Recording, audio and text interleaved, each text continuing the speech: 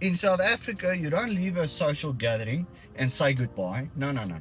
You launch a departure campaign. When you decide it's time to leave, first thing you do is you say, okay, guys, we're going. That's not your exit.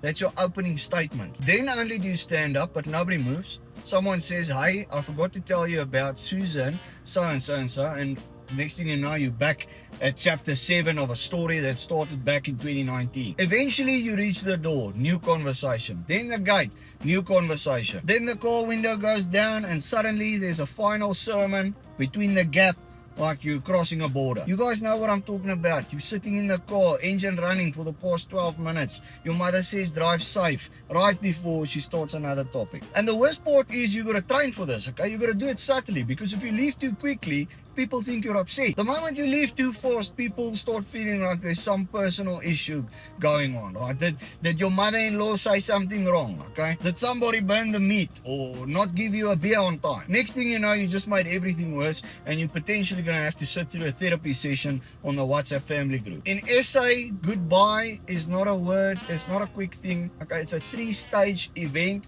with refreshments in between. Be blessed.